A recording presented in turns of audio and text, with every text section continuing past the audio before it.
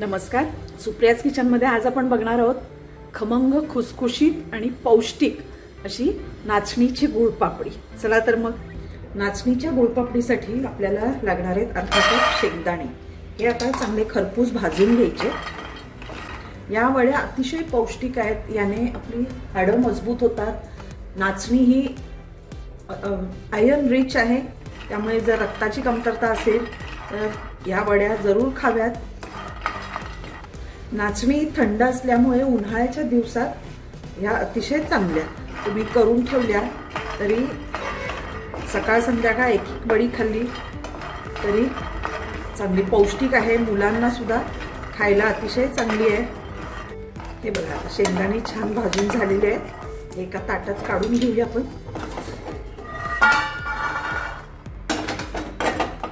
यातच अर्धी वाटी सुकं खोबरं घेतलंय मी. ते पण थोडंसं परतून घ्यायचं आहे, कारण जर वड्या जास्त दिवस राहिल्या तर त्या खोबऱ्याचा खवट वास येऊ शकतो. म्हणून थोडंसं असं परतून घ्यायचं, जास्त लाल नाही करायचं. आता हे बघा, खोबरं सुद्धा झालेलं आहे आपलं भाजून. हे पण एका ताटात काढून घेऊया. आणि आता हे शेंगदाणे आणि खोबरं थोडंसं जाडसरच असं मिक्सरला वाटून घ्यायचं. आता यामध्ये आपण 3 चमचे तूप घेऊया. मी ते अर्धा कप तूप घेतलेलं आहे, पण आधी सगळं घालायचं नाहीये.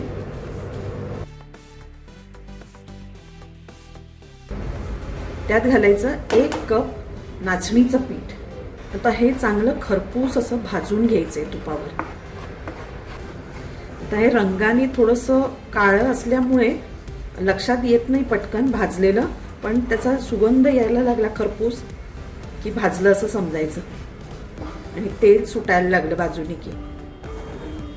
हे बघा, आता हळूहळू पीठ भाजायला लागलेलं आहे. ह्याला फार फार तर 10 ते 15 मिनिटं लागतात. छान असा सुगंध यायला लागलेला आहे.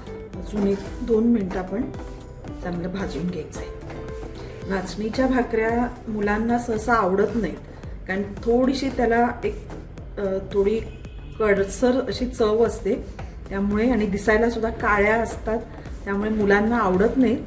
अशा वेळी हे असे काही पदार्थ केले तर त्या निमित्ताने नाचणी मुलांच्या पोटात जाते आणि त्यांना आवडतं. अतिशय पौष्टिक अशा वड्या आहेत. तुम्ही करून बघा ट्राय. आवडल्या तर माझ्या व्हिडिओला लाईक करा, शेअर करा, आणि माझ्या चॅनलला जर अजून सबस्क्राईब केलं नसेल तर सबस्क्राईब जरूर करा, म्हणजे तुम्हाला अशा नवनवीन रेसिपीज बघायला मिळतील. आणि बेल आयकॉन दाबायला विसरू नका. हे बघा, त्याचं आता तूप सुटायला लागलेलं आहे. याचा अर्थ आपलं पीठ असं छान असं भाजून झालेलं आहे. हे बघा, आपलं पीठ छान असं भाजून झालेलं आहे. गॅस बंद करूया. थोडा वेळ असं परतायचं आहे, म्हणजे नाहीतर मग त्या गरमीने ते जास्त असं भाजलं जातं. हे आपण जे शेंगदाणा आणि खोबऱ्याचं कूट केलं होतं ते पण यात मिक्स करून घेऊया. हे बघा, आता आपण हे मिक्स करून ठेवलेलं आहे. यात थोडीशी वेलची पावडर घालूया. यात थोडीशी वेलची आणि जायफळ पावडर घालायची.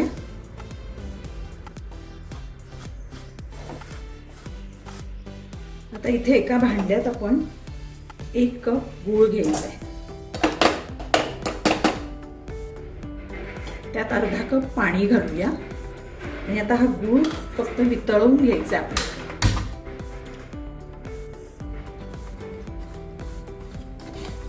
आता हे बघा, हा गूळ पूर्ण वितळलेला आहे. आता हा पॅन काढून आपण हे ठेवायचे गॅसवर. आणि आता यामध्ये आपण हे गुळाचं पाणी घालायचं.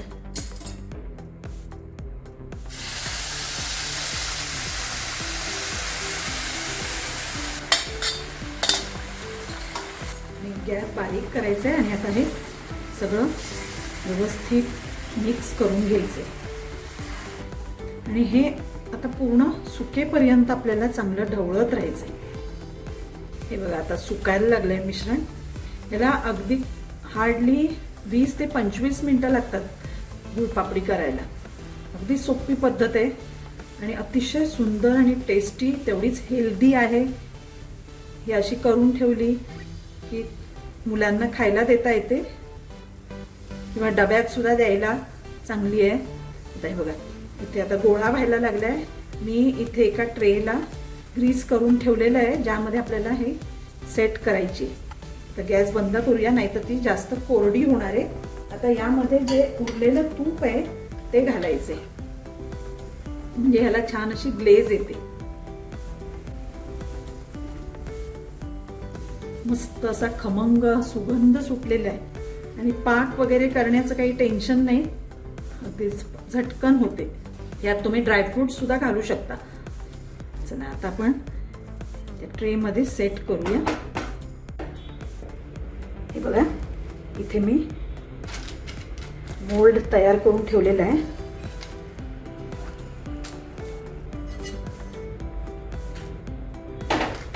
आता ही पसरायची असं व्यवस्थित. आपल्याला जास्त अगदी पातळ करायची नाही, चांगली जाड अशा वड्या पडल्या पाहिजेत.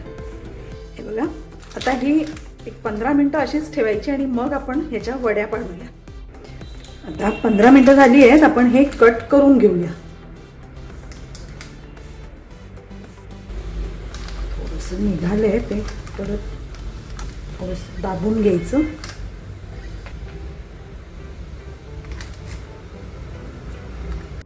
आता हे बघा आपण वड्या पाडलेल्या आहेत.